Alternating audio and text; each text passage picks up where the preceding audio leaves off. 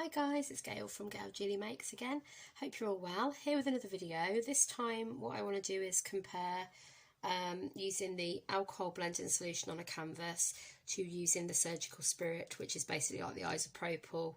It's about 95%, I think, that one, which I've got in this fine tip bottle on the canvas basically. So see which works best for the flood technique, which I have done a previous video about.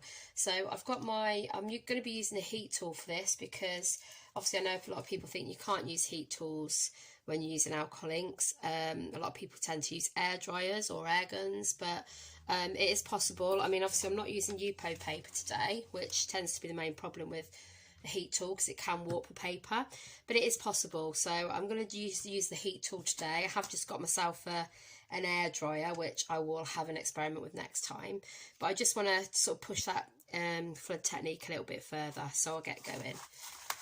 Right, so first of all I'm going to go for the blending solution. I'm going to leave the smelliest bit till last, which to me is the isopropyl, because I'm not great with really pungent smell, guys. I have got the room ventilated, so I've got the door open, and looks like I've already got some ink on there. I've got the door open and I have got the window open as well. Okay, so make sure you're doing that. Right, so I'm just laying down some blending solution. This is a Tim Holtz one, and I've got some nice new colours that a lady sent to me who watches the channel, so thanks very much, Fiona. These are those colours. Whoa, okay, well, I like the way that went down.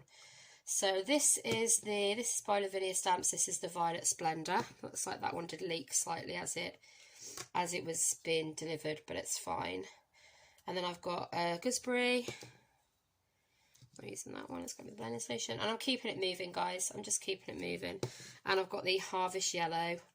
Now these were sort of like a combo of colours that were put together for a lamp that Lavinia make. So they should work pretty well together. So I'm just getting some more blending solution on there, and I'm just going to move that around, liking that sort of orangey browny colour we're getting in the middle there.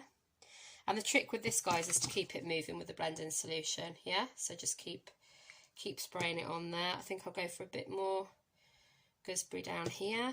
Oops, I'm getting very messy fingers. Oh well.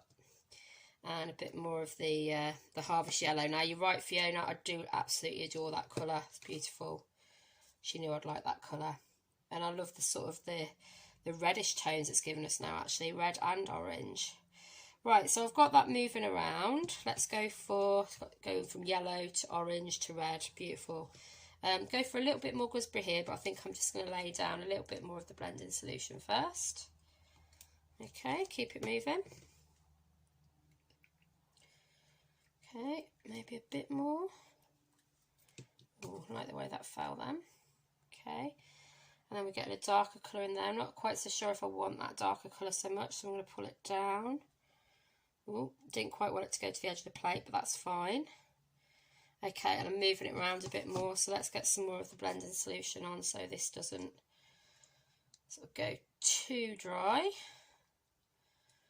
Okay, move it around a bit more. So like I say, it's very pungent, and you are using a lot of these solutions on here. So what I'm going to do next then, I'm kind of happy with that, although maybe we could go for a tiny bit of the, what was that one? Violet Splendor down here. Just break it up a little bit more with the blending solution. There we go. Yeah, that's nice. Okay, so that is still fairly wet, so what I'm going to do is I'm going to lay a stencil on that. I'm going to lay a couple of different stencils down today. So I'm going to go for, so these are Stencilgirl stencils, Trish McKinney ones, which you've seen me use before. And I'm also going to get some of my words on there as well at the bottom, because you've seen me use those before. Now last time, I wasn't happy with how it, well, I pulled them off and then dried it, and it didn't sort of keep the pattern so much. So what I'm going to do this time is just dry, now I'm happy with it, is just dry through. Oops, try not to, don't catch your lead. Make sure you don't catch your lead on your stencil and move it like I just did. And then I'm just going to dry it, guys, straight through.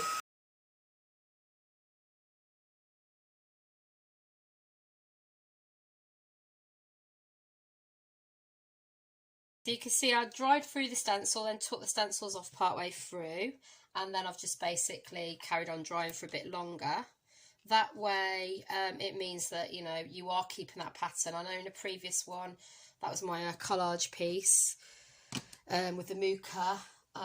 It didn't actually, you know, hold its shape, the stencil, but I did like my end result. So, you know, it's just manipulating it into what you want it to be.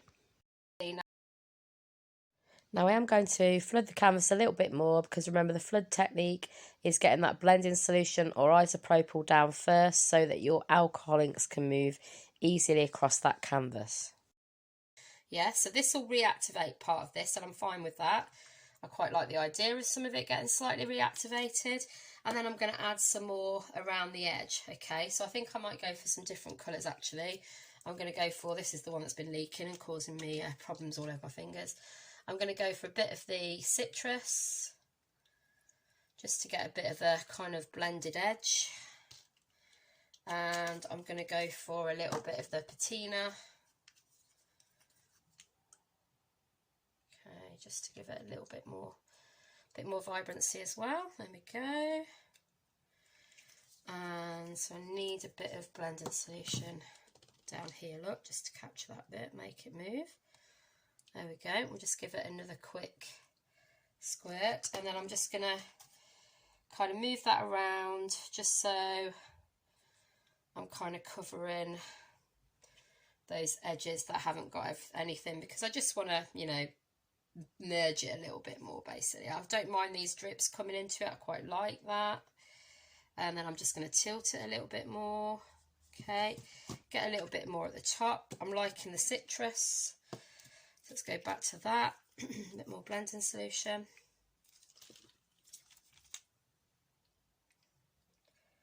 And we'll just move that around a little bit more.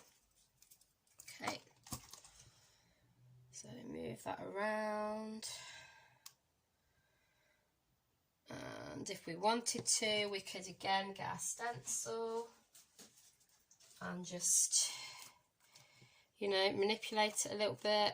Again, this, if we just do it like this, look, it's not going to hold it as well, but I don't always want it to have a really defined shape. I've got that bit in the middle, so I'm quite happy to just move this around. Okay, there we go, happy with that, and then I'm just going to dry it off.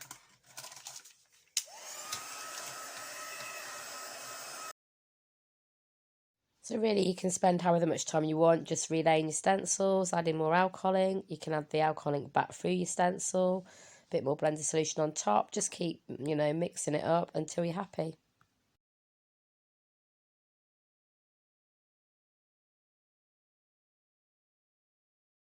So that's that canvas. What I'm going to do is try now to do the, if that one's dry, I'm going to try it with the isopropyl now. So I've basically used I've got it in a fine tip. Like I say, mine is in the UK, it's classed as surgical spirit, okay? So I'm just going to douse it with some of this. Now this should move it round more. This is going to be my last thing I'll do in this room today, because I'm not going to want to come back in after I've put a lot of this down, okay? So I'm just going to start getting some colour on there. Okay, let's pop a bit more up there.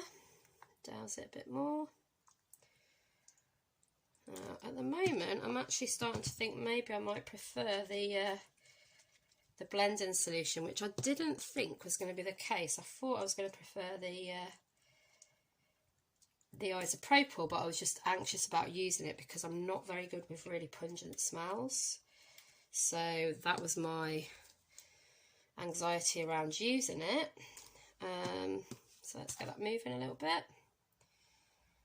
Okay, so it's going to look slightly different to the one. I need to get a bit more purple on, I think. Oh, whoa, not that much purple. Whoa, steady there.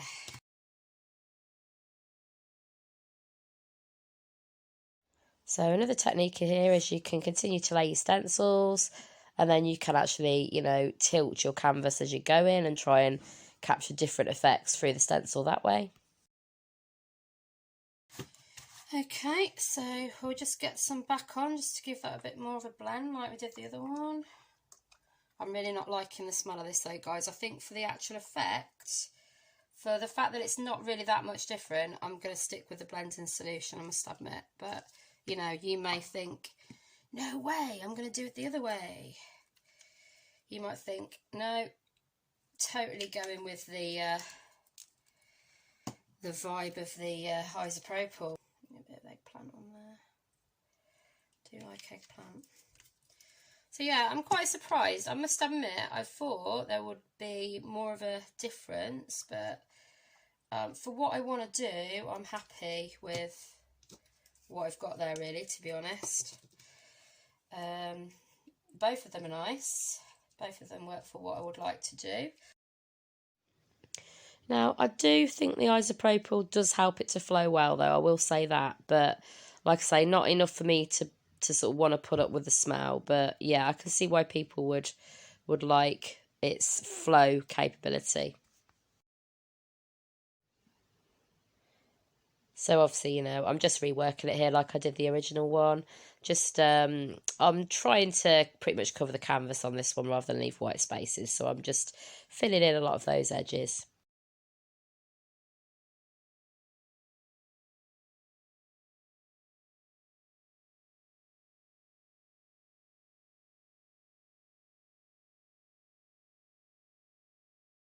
Okay, now one thing I will say is be really careful with your stencils, because this one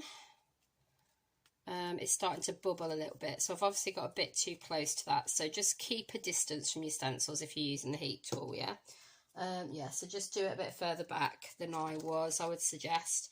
But I've spent a lot of time doing that. I've done 2 whole canvases there, so just keep your distance from it, or you could use the air dryer and just take a little bit longer. Okay, here we go then. So here's the canvases side by side. So this was my first attempt with the Tim Holtz blending solution, and this is with the isopropyl. So looking back, I do think the isopropyl image on the right is a little bit sharper, and I think that's because isopropyl helps to remove a bit of the ink, so it's left those white areas really crisp. But I'm still happy with the blending solution. You need, obviously, the technique here was to flood the canvas with your blending solution or isopropyl first, so that your inks can move around freely on the canvas, without seeping in, because it's technically not, it's a porous surface, basically. We need non-porous surface. So it does work, and obviously drying through the stencil causes problems with the stencil. So if you're worried about that and you want to be really careful, I would suggest doing it at a much further distance than I did. My stencil's fine, it's reusable, it's not a problem. But just so you don't damage anything. Or you could lay your stencil down once you're happy with, where your inks are.